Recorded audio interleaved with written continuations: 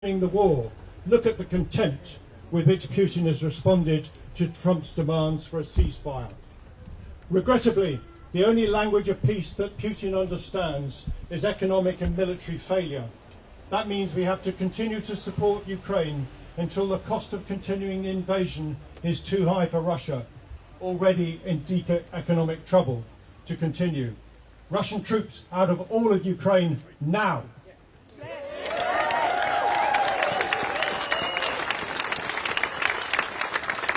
Since resuming office, Trump has gaslighted Zelensky, for example, ridiculously blaming Ukraine for starting the war, depriving Ukraine of the weaponry needed to defend its cities against Russia's criminal nightly bombing of Ukraine's cities' civilian populations and infrastructures. Don't believe those minimised figures, half a dozen here or there, of deaths admitted by the Ukraine government caused by these bombardments.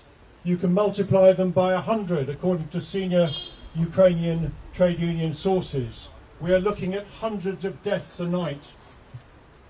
Forcing Ukraine to grant the US and its corporations privileged access to Ukrainian minerals without any security guarantees in return. Making empty threats 3 times without any follow-through consequences to sanction Russia for its failure to agree a ceasefire.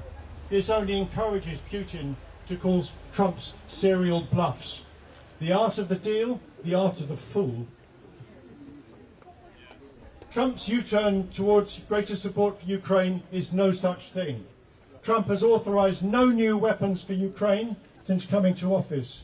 All current deliveries were authorised by Biden. These could run out in the coming months, leaving Ukraine essentially defenceless.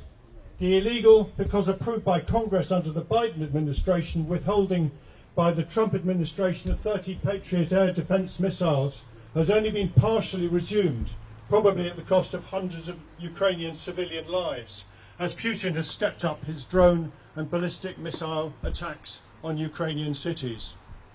In response to a Senate bill threatening severe sanctions against countries trading with Russia in sanctioned products, especially oil and gas, Trump has yet again let Putin off the hook by watering down its terms and granting him yet another 50 days to agree to ceasefire talks before considering implementing these sanctions.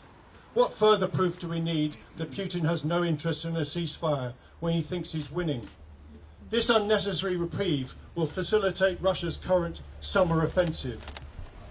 There is an open divergence between the fight of Ukraine and its people for the preservation of their right to self-determination and for their very existence, and Trump's US to seek a deal with Russia on Russia's terms. Ukraine is no puppet of US imperialism and never has been. It is time for many on the left to acknowledge this and to throw themselves unreservedly behind Ukraine's cause.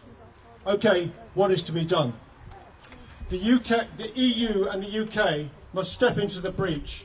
But equally, we should oppose European countries' plans for general European disarmament. Excuse me, I lost my place. I remember Gaza when you're at it, mate. Absolutely, Gaza, yes. Both at the same time. We all in the Ukraine Solidarity Campaign, as individuals, it's a single-issue campaign, we support the demand for Gaza, for a ceasefire in Gaza, as does Zelensky. Yeah. West Bank.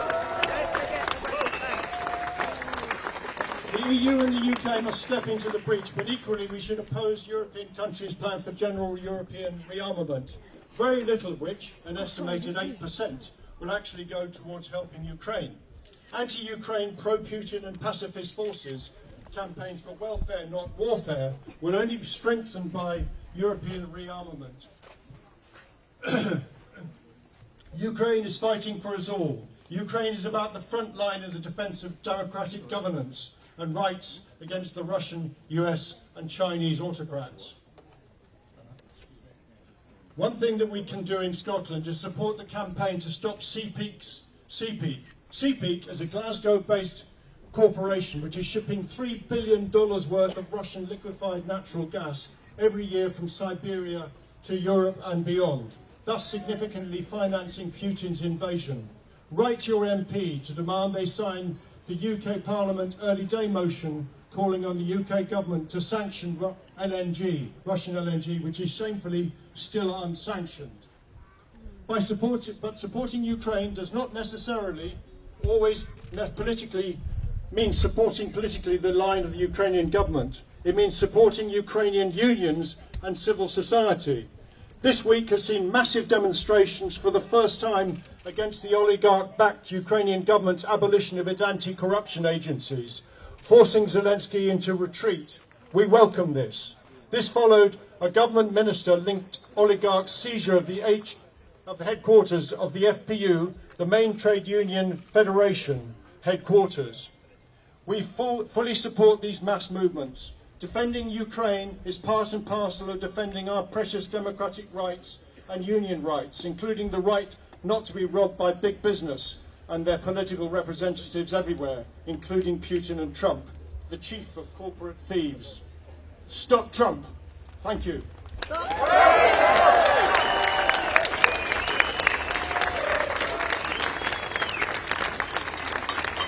Thank you.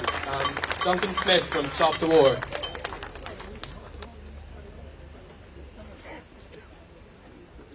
Can you hear me? Yes. We welcome this invitation from Stop Trump campaign to speak in a united way with so many other people here. Can't hear you at the back. Okay. That better? No. Turn it. Turn it that way. How's that? No. There? Hold the microphone like that. Now? No. Yeah. We want to support this demonstration because we share so many of its aims. Like everyone, we're appalled at the behaviour of President Trump on so many levels. His attacks on women, his attacks on abortion rights, his attacks on federal civil servants who he sacked in the thousands, his attacks on the environmental organisations and the environmental network that, limited as it was, the federal government had set up. So in that sense, he's not only a climate denier, he acts on what he says. And when he's a racist, he acts on that. So the mass deportations are happening in Los Angeles and other places throughout the United States are basically a racist attack. He wants to divide citizens in America. He wants to divide the working class in America on racist lines. And it's fantastic that the people who we've seen here, particularly in Los Angeles, have been fighting back against ICE in a very organised way. That's what we need. We need organisation on the street. We cannot depend on the people we elect to Congress or the Senate or the Parliament here in Britain. It's shameful that our own government under Prime Minister Starmer has supported the Israeli genocide in Gaza. It's not that he doesn't know. Everyone who has a mobile phone in the world knows what's happening in Gaza, knows that children are being starved to death at this very minute, knows that the bombing will continue, knows that people are shot down when they queue for aid and food. All this is quite obvious to anyone who has a mobile phone. But the media here, the medium here, like the BBC, cover that up, and our government certainly does the same. In Stop the War, we're opposed to wars everywhere, essentially, and we're opposed to the imperialist network that our own government, the United States, is central to. We oppose Trump's visit, obviously, and for all the reasons that I've outlined. We have enough warmongers here. We have our own warmonger at number 10, who's boosting defence spending while the health service goes down the tubes. He's boosting defence spending where vulnerable people who are disabled are having the benefits cut. This is what that government wants. We say, committing genocide. Howard, you can't hide. You're committing genocide. You can't hide. You're committing genocide. I won't take much longer, so I'm sure there's other speakers. But what this is important to do, one, we're out on the street. It's important to lobby MPs and congressmen and senators, but this is where it counts. The huge demonstrations in London, have worried the government. That's why they say, if you see in Britain now, the attacks on leaders of the anti-war movement, where people have been arrested for protesting, where draconian punishments have been handed out. And it's only through the mass movement that we will roll this back. Our government is frightened. It's frightened of the anti-war movement. It's frightened of those people who campaign against racism. And there's plenty of that from our own government. He thinks stopping people in small boats who are desperate to come here is some sort of principled aim. It's disgusting. It's racism. It should stop. As far as we're concerned, refugees are welcome here. Refugees are welcome here. And just before I leave, I want to say something else. The far right, unfortunately, is always mobilising, and in Britain just now, on the backs of the success of Reform UK, they're coming out onto the streets. This is extremely dangerous for every movement that we can think of here. Every progressive movement now has to be concerned about this. This Friday in Edinburgh, the far right is organising about 6 o'clock at Meadows. I would urge people to go to that. There'll be a counter demonstration. We need to be on the street. We need to make sure that they're not on the street, because they will harass and fight and eventually maybe murder people, as they've done in the past when the far right gets going in Britain and elsewhere. So we need to be vigilant. We're against war. We're for Palestine. End the siege of Gaza. Down with Trump's government.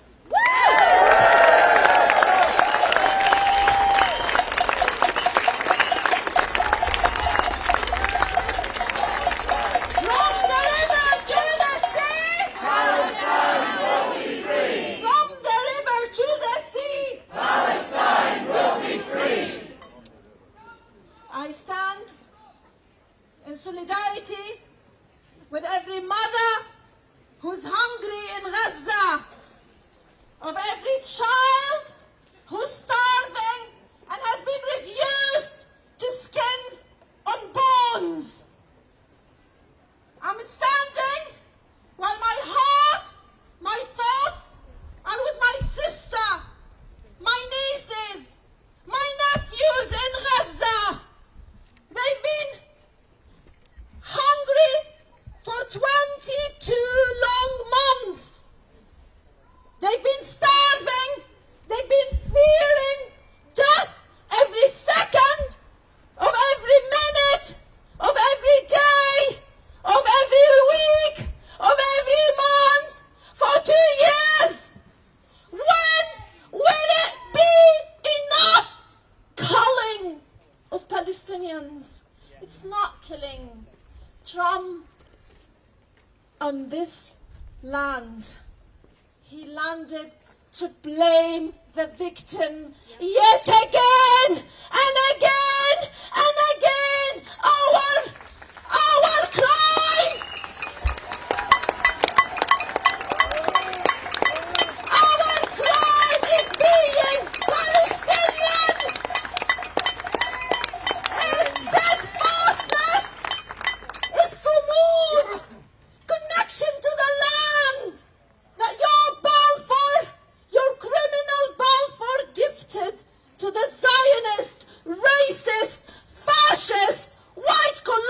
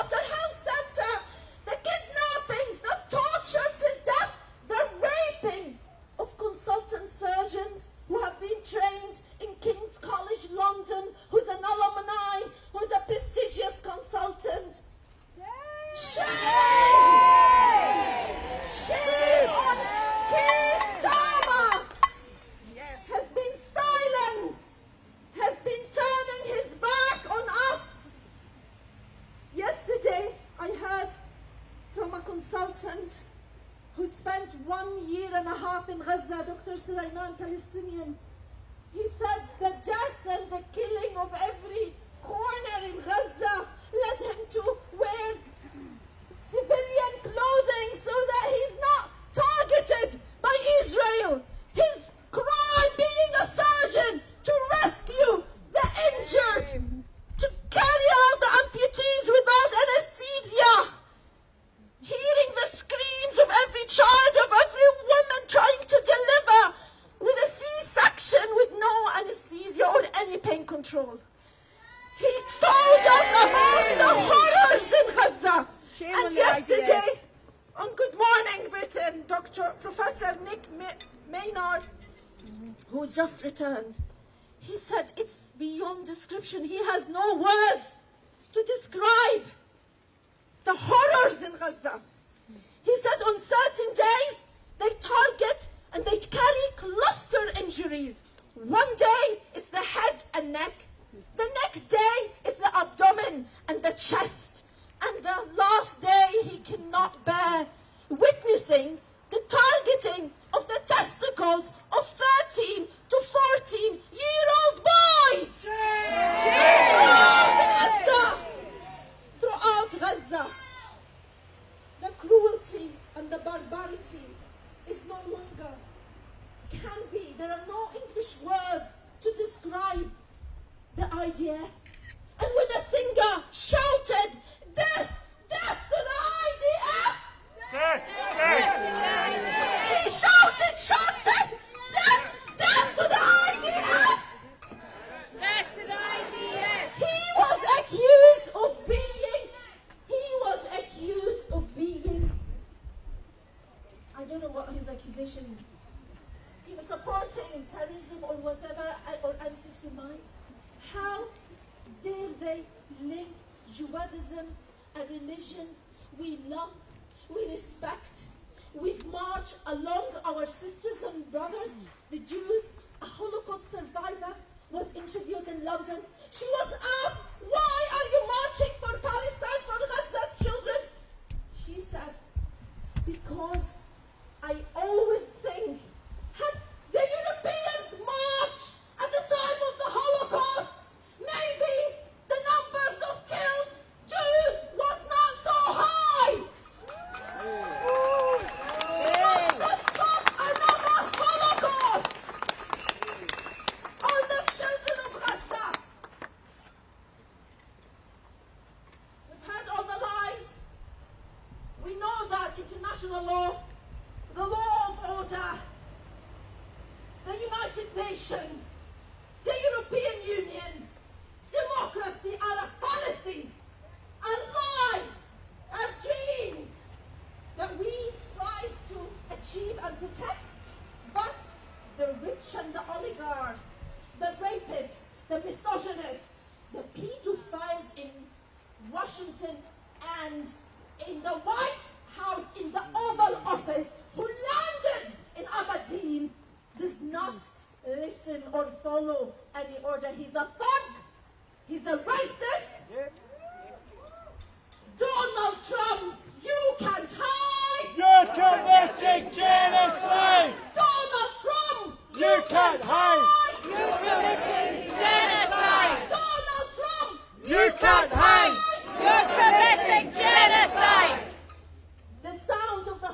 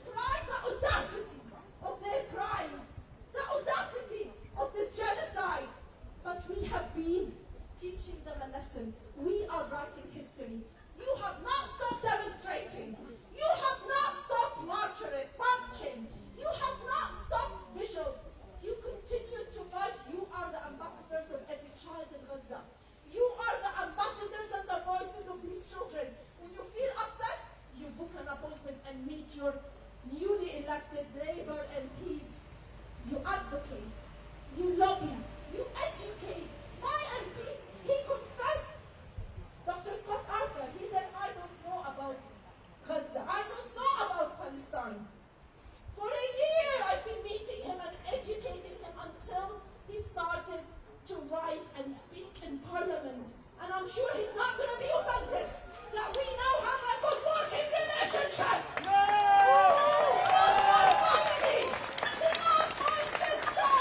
He's not my friends in Gaza. And we will not stop. And we will demand that the siege is broken. We thank the people who marched to Gaza. That attempt by the North African, the European who went to Egypt to break the illegal siege, we acknowledge, applaud them. We applaud the Madeleine flotilla. We support the Hamdallah flotilla, and we will demand its entry. The only option now is for our MPs, European MPs, United Nations representatives, to go to the Rafah crossing and break the siege. Israel will not bomb European white parliamentarians.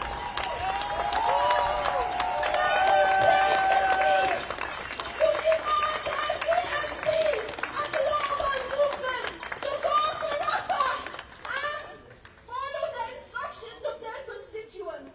You demand they break the siege. We can travel with them. We can pay their flights because the other lobby pays for their visit to visit Israel. Before I finish, I thank you for solidarity, but it is your moral duty. I told you this months ago. This is you not doing Gaza a favor. Gaza is doing you a favor. Keeping your humanity, keeping your compass, protecting your civil rights that they want to withdraw and steal of you that our ancestors, our grandfathers and mothers fought to achieve these rights. So they haven't handed them out. We collectively demanded and sought these rights. Together we'll bring democracy again. Jeremy Corbyn started a new movement, a new party with Zara Sultana, your party. He's asking for names, he's asking for numbers. We can make the change. We will do the change. Our health workers for Palestine would like you to listen to a powerful poem, very short, by Steve.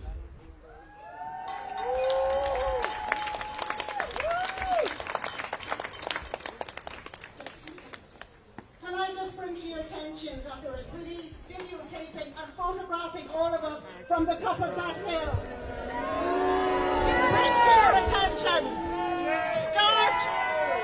Start videoing them. How dare they? This is a peaceful march. How dare they? You want a wee wave? I've never heard of African... Ross. Sing a poem. You're looking at your rules and your regulations.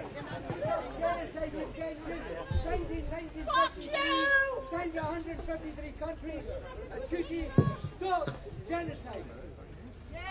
Article 3 says that it is really to stop collusion. So you've got your camera pointed in the wrong fucking direction, you tosser.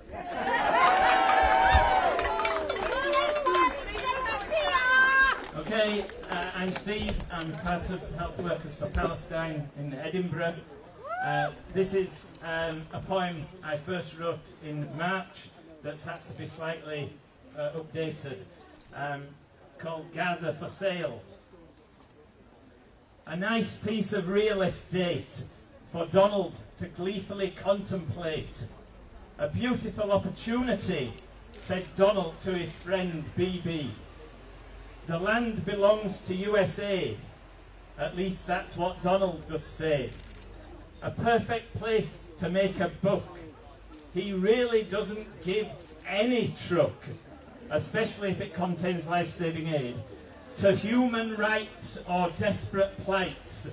So we must all take up the fight, demand Gaza's people are fed, uphold their dignity, respect their dead. Thank you. The GHS is an American-Israeli construct. The Hellfire missile fired by the Israeli military yesterday on Cairo Elementary School for girls, just as sheltering displaced Palestinians gathered for Friday prayers, is a precision weapon made in the USA. All along, this has looked like more than complicity.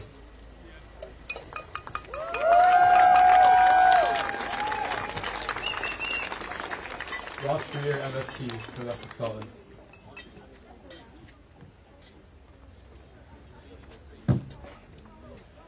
Friends, my name is Ross Greer. I'm a Green MSP, and I'm afraid I have some really disappointing news to share, because not long before this rally started, the Scottish Government, the First Minister, made an announcement to the press.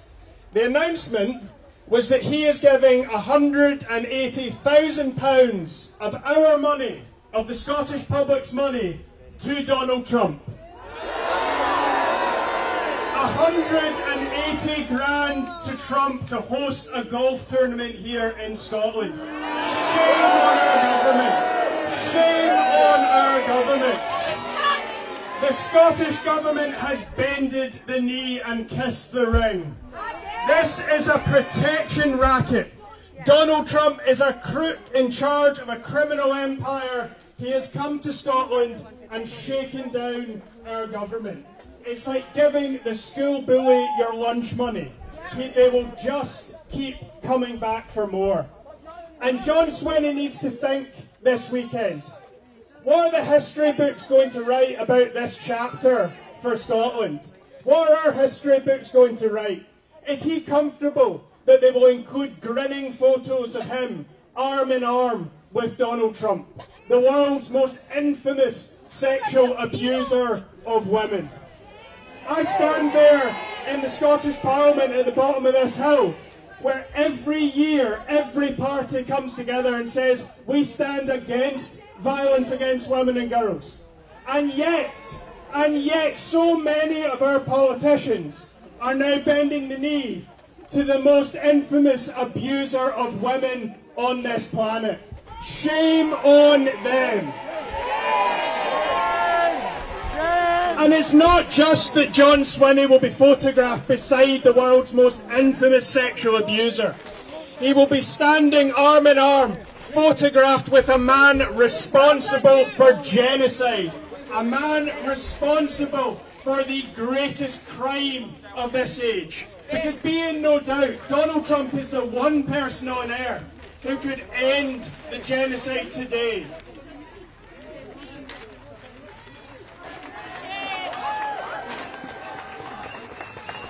We have been, from GB News, attacking Iman for speaking up and for saying the atrocities of what Israel and the Zionists are doing to the Palestinian people. He wants her arrested. He's reporting her to the police.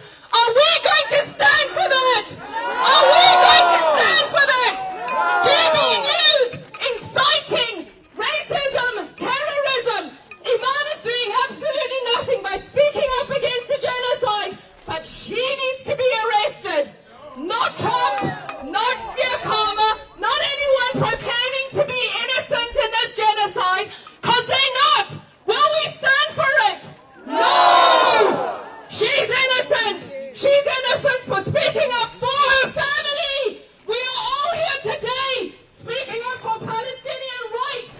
We have watched this genocide for 21 months, but we need to be arrested. The UK government needs to arrest each and every one of you for having a placard, for speaking up, for saying an end to Zionism. Will we stand for it? No! Will we allow innocent protesters to be arrested? No! Not happening, Ben. Go back to GB News. Go report that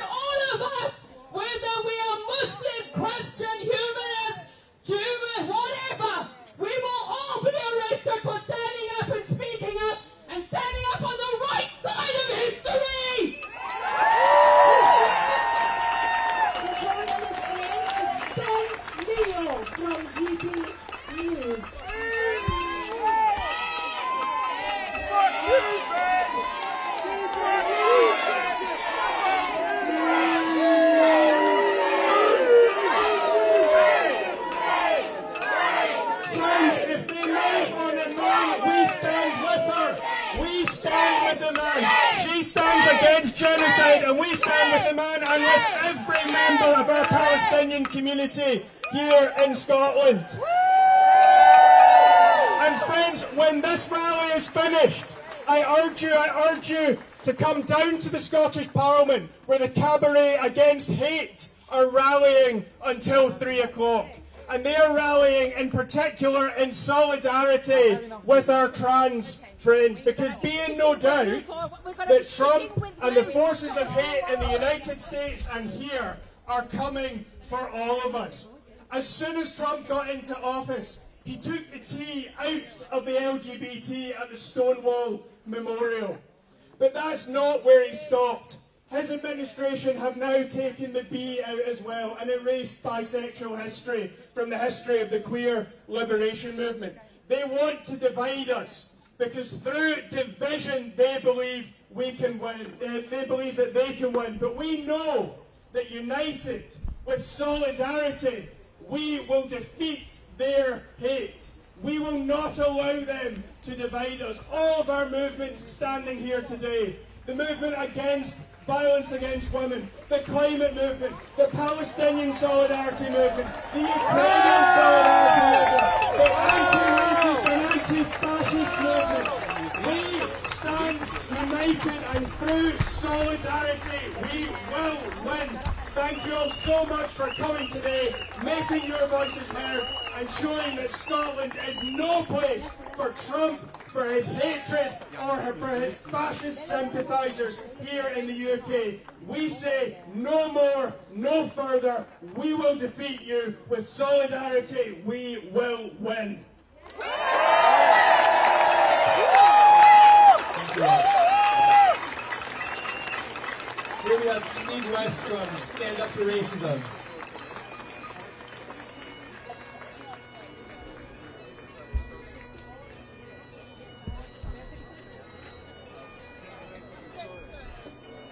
Hello, can you all hear me? Yep. Stand Up to Racism would like to thank the organisers of this protest for asking us to